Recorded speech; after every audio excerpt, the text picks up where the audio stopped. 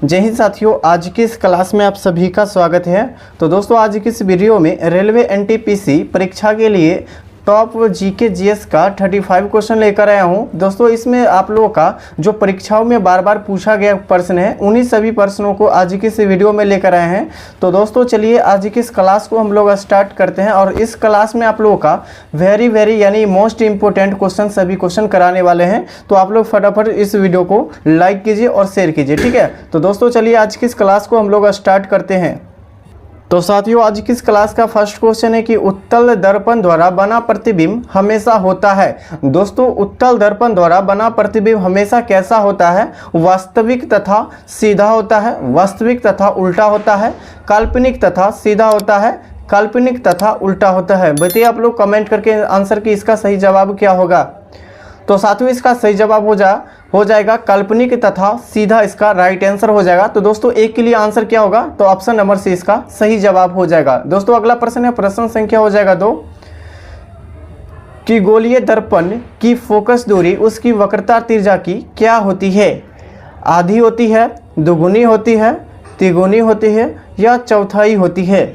इसका सही आंसर आप लोग बताइए। चैनल पर पहली बार आए होंगे, चैनल को आप लोग सब्सक्राइब कर दीजिएगा और फटाफट इसका पीडीएफ लेना चाहते हैं तो टेलीग्राम चैनल से आप लोग ज्वाइन हो जाइए, ठीक है। तो बताइए, गोलीय दर्पण की फोकस दूरी उसकी वक्रता तिर्य्या की क्या होती है?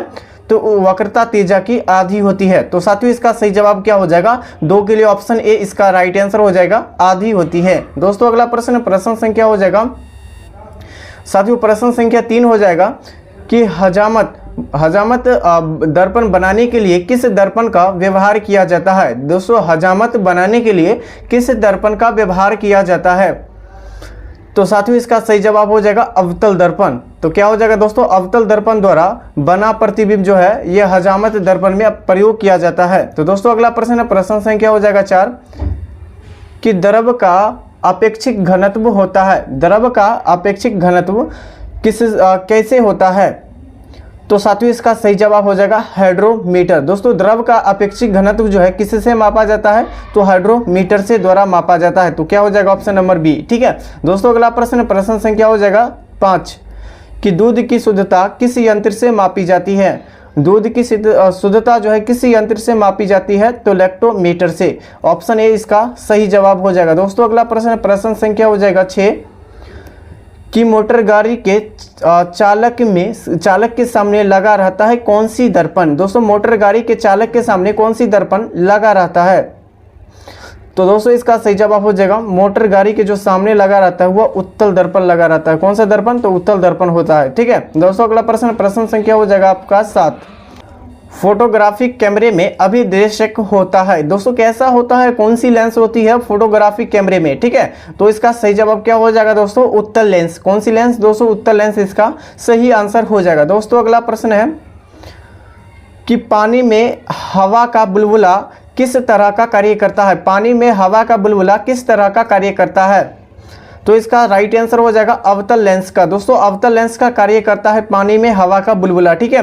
दोस्तों, अगला प्रश्न है कि वायुमंडल की आर्द्रता मापी जाती है। वायुमंडल की आर्द्रता किससे मापी जाती है? तो इसका राइट आंसर हो जाएगा हाइग्रोमीटर से। दोस्तों, किससे? हाइग्रोमीटर से मापी जाती है। और दोस्तों, इस क्लास में जो है फटाफट आंसर कराने वाले हैं कि दोस्तों, अगला प्रश्न है प्रश्न संख्या हो जाएगा 10 कि भूकंप मापी यंत्र कौन सी है? भूकंप मापी जो है कौन सी यंत्र है?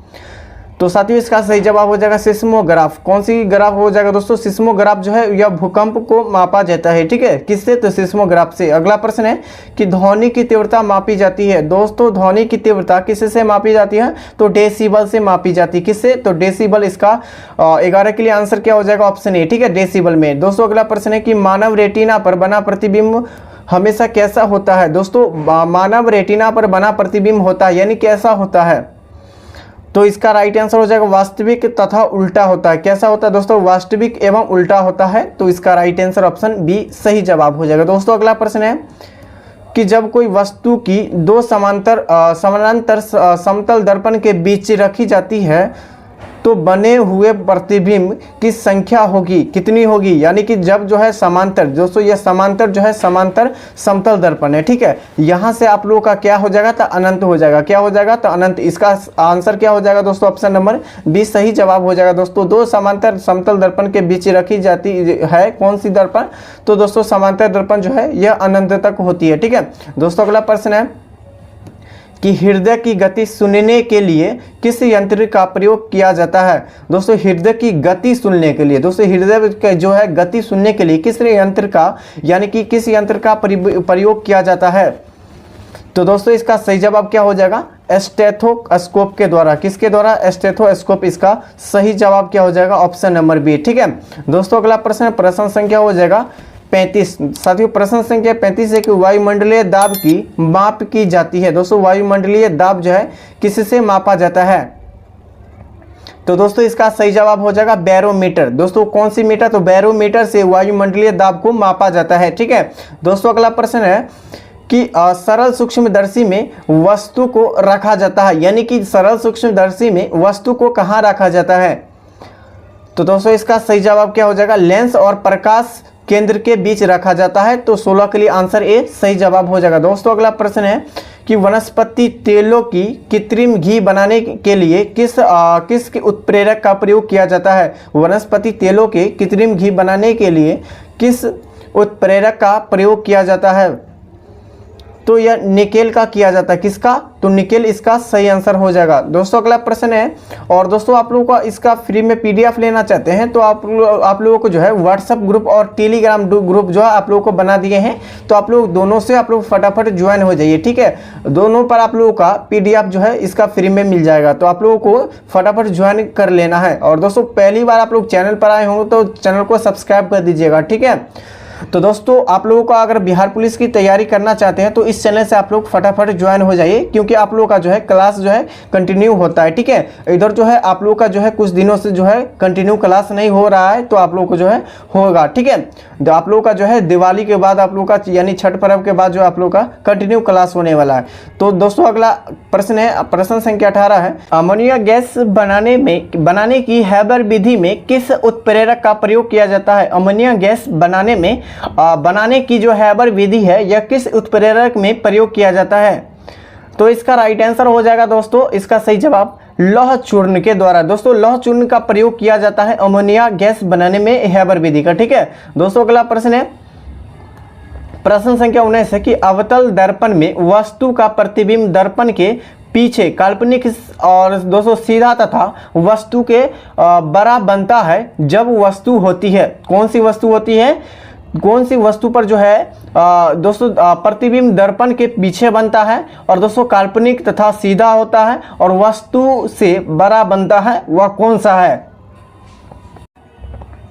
दोस्तों, किस पे बनता है, तो इसका राइट आंसर ऑप्शन डी हो जाएगा दोस्तों, फोकस और ध्रुव के बीच। दोस्तों फोकस और ध्रुव के बीच जो बनता है, तो इसको भी आप लोग अच्छी तरह से ध्यान से याद रखिएगा। दोस्तों अगला प्रश्न है कि रक्त का दाब किस यंत्र से मापी जाती है। रक्त का दाब जो है किस यंत्र से मापी जाती है, बताइए फटाफट बताइए कि रक्त की दाब जो है किस यंत्र से मापी जाती है, तो दोस्तों इसका सही जवाब हो जाएगा स्फिग्नोमेनोमीटर से मापी जाती है। किससे, स्फिग्नोमेनोमीटर से रक्त की दाब की माप किया जाता है। दोस्तों अगला प्रश्न है, ट्रांसफार्मर का कोड बना होता है। दोस्तों किसका बना होता है, ट्रांसफार्मर का कोड, ठीक है। आंसर आप लोग फटाफट बताइए कि ट्रांसफार्मर का कोड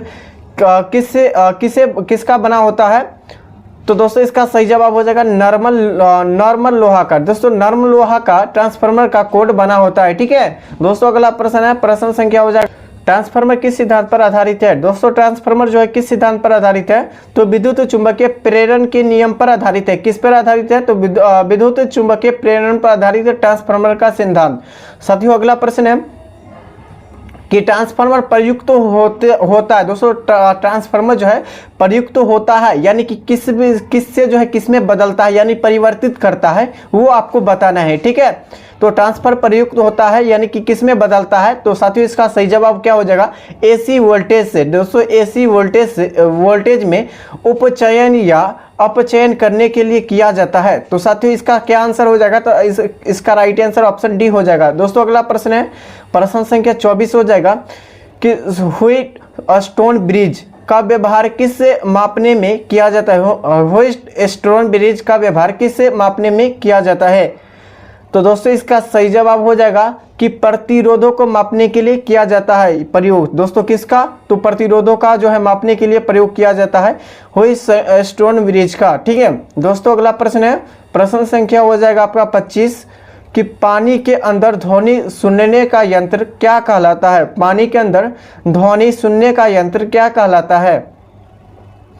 तो साथियों इसका सही जवाब क्या हो जाएगा कि हाइड्रोफोन हो जाएगा। क्या हो जाएगा दोस्तों? हाइड्रोफोन इसका राइट आंसर हो जाएगा। सॉरी, इसका राइट आंसर क्या हो जाएगा दोस्तों?